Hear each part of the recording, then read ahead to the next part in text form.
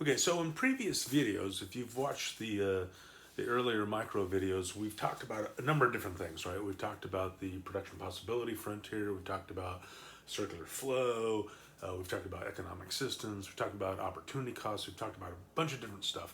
And if we pull that all together, we can use that to talk about trade. So let's use all of those elements, talk a little bit about trade. So here's the first thing. Why trade? And what I'm about to say actually can be applied to individuals, can be applied to individual firms, can be applied to states, regional areas. But just to make it easy, I'm going to apply it at the national level right now. And let's just kind of talk about why nations trade. Why would a nation like the United States, which is fairly proficient at producing everything that it needs, why would a country trade? And here's the easiest answer is money, right? And here's the easiest way to understand it. If I draw a picture of the U.S. economy,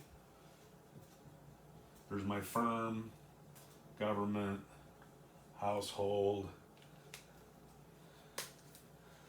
There's my monetary flow. So there's the money flowing around in that economy. Here is the flow of stuff, right? And then of course we've got taxes and services going to the government and services coming from the government. All right, so there's a little picture of the U.S. economy, and we've talked about the fact that monetary flow, right, that money that's flowing around in the economy acts as a lubricant and keeps the economy chugging along, much like the oil does in the engine of your car. Okay, so the question is, how do you increase that amount of money, the supply of money that is chugging along in that economy? How do you increase it? And you know, the novice will say, "Oh, you just print more money," but it doesn't work that way. Okay, and in fact, there's a couple of different ways, but the main, the main way in which you increase the supply of the money that's available to economy is through exports. Now that may seem a little counterintuitive, but let's think about this for a sec. So if this is the U.S. economy right here, let me draw a picture of the U.K. We'll make it England, okay? So here's England, and this is what England's economy looks like.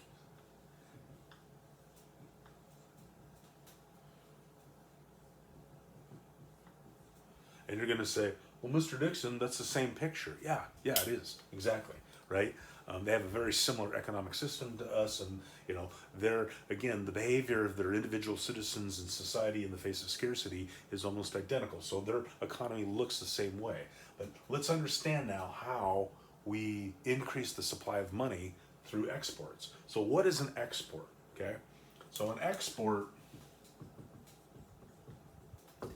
is something in which the production, and I'm going to take a very U.S. centric view now, okay, because I'm teaching this course in the U.S., so why not? So an export for a U.S. firm is something that is produced in the U.S. but consumed overseas, which is different than an import. An import, again, from the U.S. perspective, is something that's produced overseas and consumed here in the U.S. Let's look at exports for a minute. All right. So from a U.S. perspective, the stuff gets produced in the U.S. So let's say it's automobiles. So autos. Automobiles are produced in the U.S. and shipped over to England. Okay. Now what happens in exchange for that? Well, what does the UK send over? Cash, money, right? And that's why, and that ends up growing then the money supply in the U.S. economy, and that's done through exports. Now, the reverse is true too, ceteris paribus. So imports, as more is imported into an economy, there's a net export, or I'm sorry, I shouldn't use that term. As there's more goods are imported, their cash then flows out of the economy into other neighboring economies. In the case of, so that's why nations trade, right? Is to benefit their economies and ultimately to increase the standard of living, right? So imports and exports. In a situation where your exports are greater than your imports, that's called a trade surplus. So a trade surplus, again, if you're exporting more than you're importing, then once you net out the numbers and look at the amount of cash that's coming in and the amount of cash that's leaving, it's a net positive, so that it's a trade surplus. In the case where your exports are less than your imports, that's a trade deficit. And again, so you're importing more, meaning there's a net outflow of cash, and you have a trade deficit. And all other things being equal, ceteris paribus, the problem with the trade deficit is that the cash, that lubricant of the economy, is leaving the economy. Now the reality is that it's a little bit more complicated than that, but for our purposes right now, we'll just leave it at that. So let's look a little bit more in depth at trade. Namely, how is it that nations can trade? Big nations can trade with small nations, okay? And two terms that will be important for you to know. One will be absolute advantage, and then comparative advantage, right? Absolute advantage is strictly when a country can produce more than another country. So, I'm feel fairly safe in saying that the United States has an absolute advantage in the production of wheat versus, say, Belize, right? I mean, probably true. Comparative advantage, though, and this is important, comparative advantage is a country that's able to produce at the lowest opportunity cost.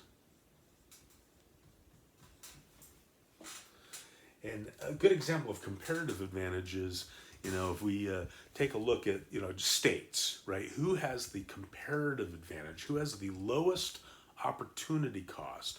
Who has to give up the least amount of resources in the production of pineapples? Hawaii or Alaska? Well, ding, ding, ding, answer Alaska, right? It's not to say you couldn't produce pineapples in wait, did I just say that right? Hawaii has the comparative advantage in the production of pineapples, which is not to say that you couldn't produce pineapples in Alaska, but you'd have to build all the infrastructure and the sunlights and import the soil, blah blah blah blah blah blah. So you get the point. All right. So here's how we're going to explore trade.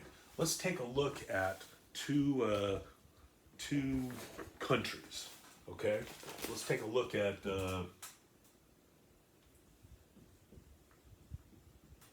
Germany, and let's take a look at Colombia. All right, and we'll take a look at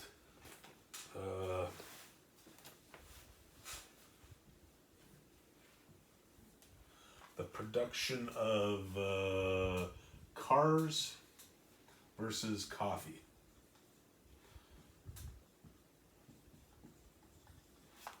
Now, I'm not putting the schedules up, but if I plot out the schedules and say, all right,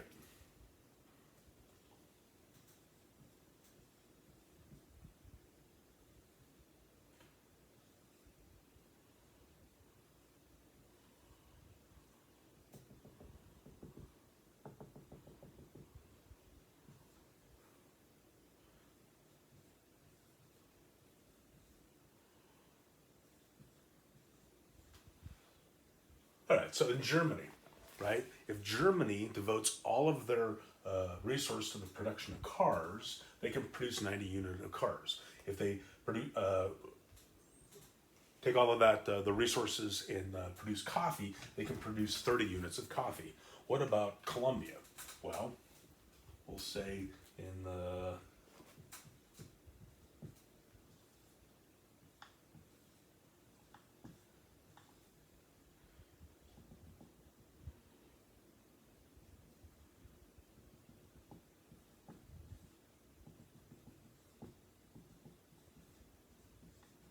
In the case of Colombia, if they take all of their resources and then devote it to the production of cars, they can produce 15 units of cars and 15 units of coffee. Okay, so the first question, and honestly, the easiest way to kind of figure all of this out or to keep track of all of this is to make a little matrix. So if I make a little matrix up here, and I say, all right, absolute advantage and comparative advantage, okay? And then I say cars and coffee. Who has the absolute advantage in the production of cars? Well, Germany, if they take all of their resources, can produce 90 units versus Colombia can only produce 15. So Germany has the absolute advantage in the production of cars. What about coffee? Well, again, Colombia can produce 15 units of coffee, and Germany. So Germany also has the absolute advantage in the production of coffee. So should Germany and Colombia trade? I mean, is there any way to improve their condition? I mean, like, what's the benefit of Colombia, being such a small country economically compared to Germany? Is there any benefit in Colombia trading? And here's the most important part. Pay attention. Okay? Trade is not based upon absolute advantage. Trade and the decision whether to trade is based upon comparative advantage.